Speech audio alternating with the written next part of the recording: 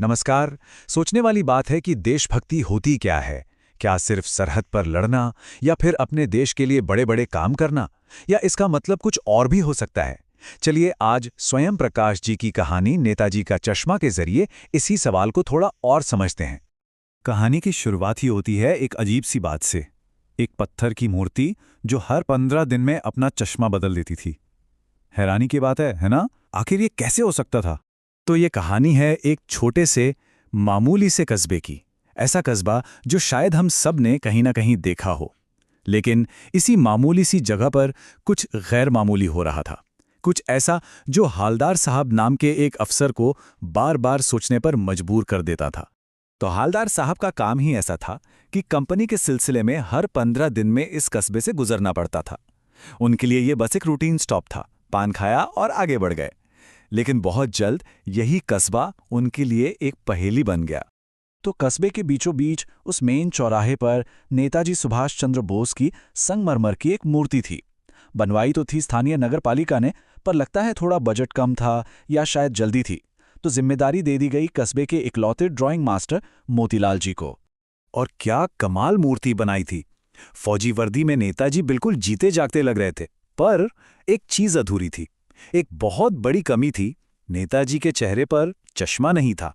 और बस यहीं से कहानी का सबसे दिलचस्प हिस्सा शुरू होता है, क्योंकि किसी ने इस कमी को पूरा करने का जिम्मा खुद उठा लिया था। सोचिए, हालदार साहब ने जब पहली बार मूर्ति पर एक असली चश्मा देखा, उनके चेहरे पर एक मुस्कान आ गई। सोचा, वाह, ये आइडिया बुरा नहीं है। लेकिन अगली बार जब वो लौटे तो हैरान रह गए। चश्मे का फ्रेम बदला हुआ था। ये हो क्या रहा था? हर बार एक नया चश्मा। ये सिलसिला चलता रहा और हालदार साहब की बेचैनी बढ़ती गई।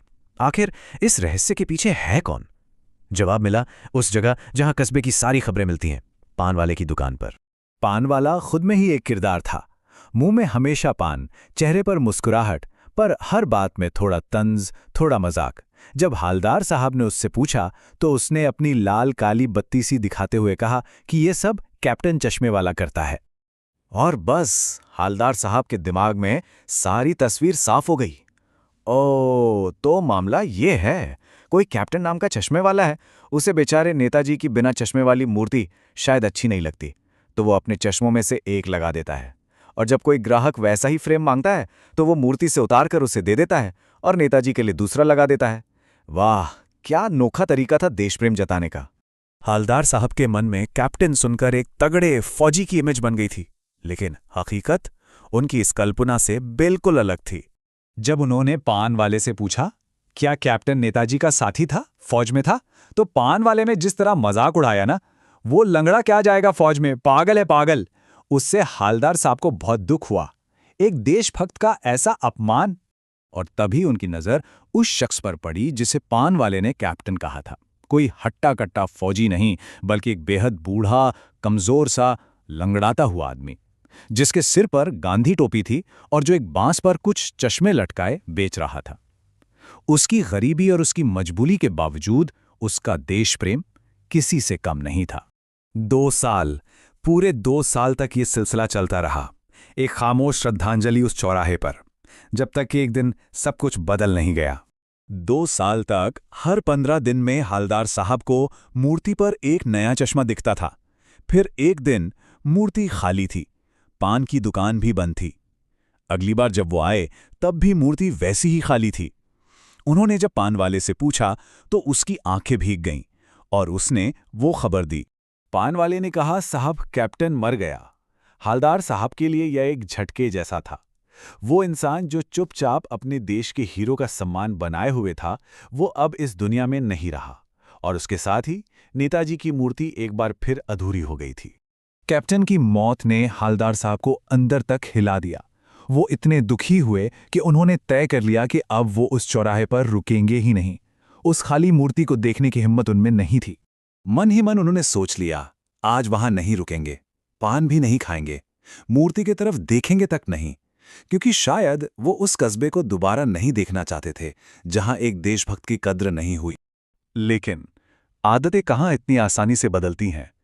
भले ही उन्होंने फैसला कर लिया था, पर जैसे ही जीप चौराहे से गुजरी, उनकी आंखें न चाहते हुए भी अपने आप मूर्ति की तरफ उठ गईं।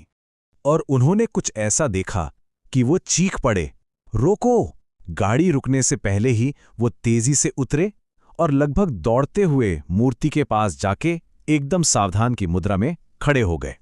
मूर्ति के चेहरे पर एक छोटी सी चीज थी, बहुत मामूली सी, पर उस एक चीज ने सब कुछ बदल दिया था।